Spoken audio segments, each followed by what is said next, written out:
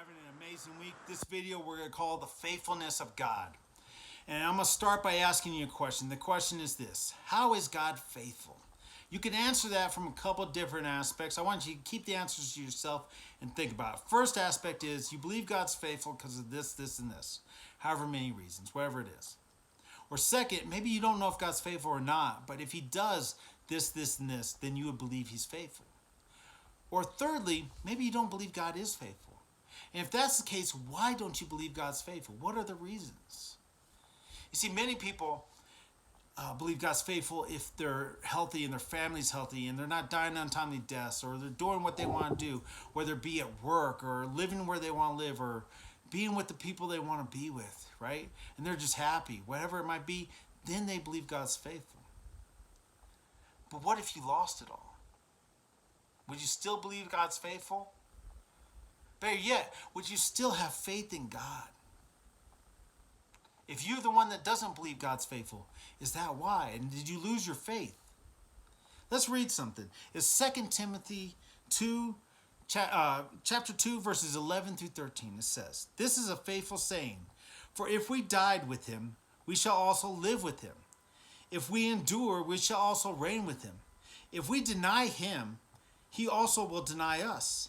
If we are faithless, he remains faithful. He cannot deny himself." You see, in the Old Testament, there's this guy named Job, right? And Satan came to God and said, man, he has faith in you. His faith is based on all the stuff you give him. He's saying, you spoil him, and so he has faith in you. That's why it is. And God says, no, it's not the case. And so Satan says, let me take it all.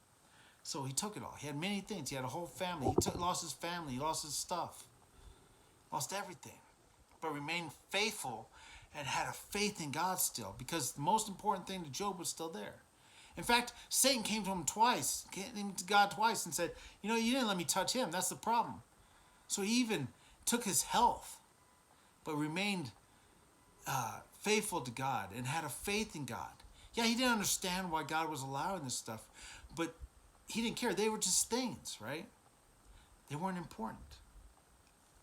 Better yet, this is the problem. Many people relate and associate and are relying upon God's faithfulness for their faith. But here's the thing. Faith means this. It means loyal, constant, true, devoted, true-hearted, unswerving, unwavering, staunch, steadfast, dedicated, committed, them kind of things, right?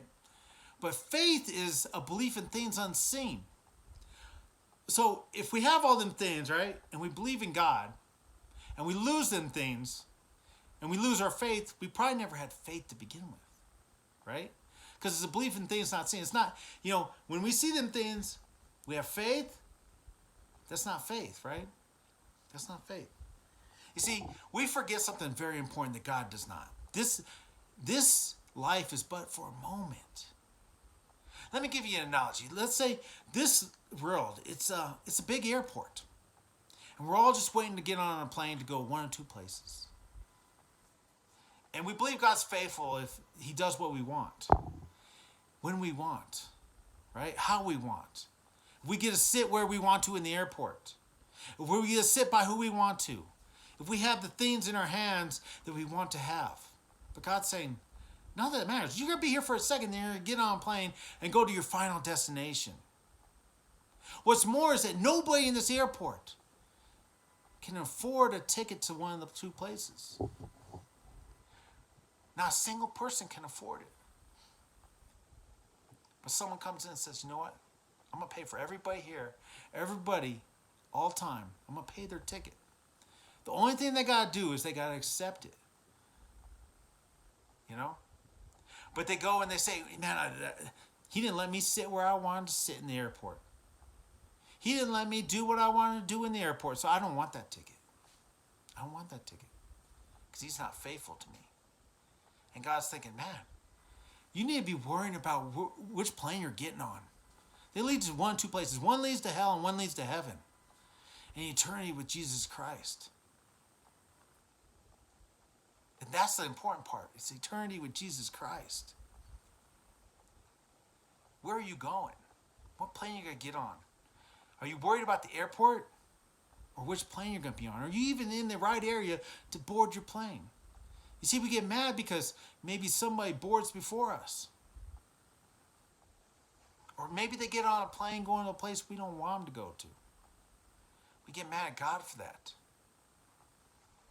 But he wants everybody to get on this plane. He paid the ticket for everybody. He was faithful when we were unfaithful. Right? He put his arms out. He had a crown of thorns put on his head. He had his beard ripped out. He was beaten to within an inch of his life with a cat of nine tails. He was pierced in his hands and his feet and hung on a cross to die. Because he's faithful. Because he saw the big picture. Because he wanted you to board that plane to spend eternity with him. But as this says in the end, right? If we deny him, he will also deny us. But it doesn't mean that he's any less faithful. If we are faithless, he remains faithful. He doesn't change.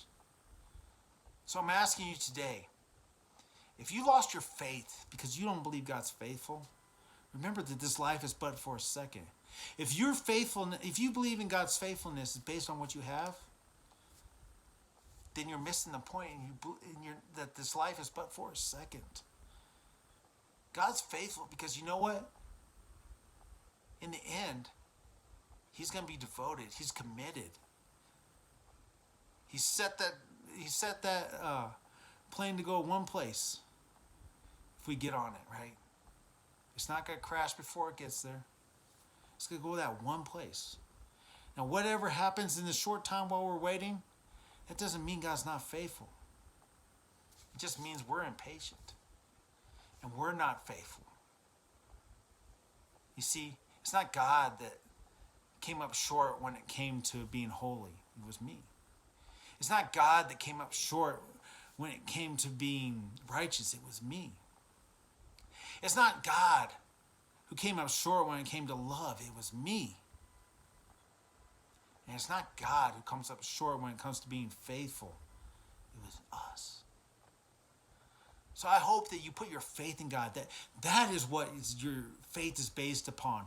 Is that you want a relationship with him. Things unseen, right? And that you remember that God is faithful. Even if he ain't giving us what we want. Because sometimes them things we want don't lead us where we want to go. It's the truth. Sometimes he's being so faithful by not giving you what you want. Just remember that.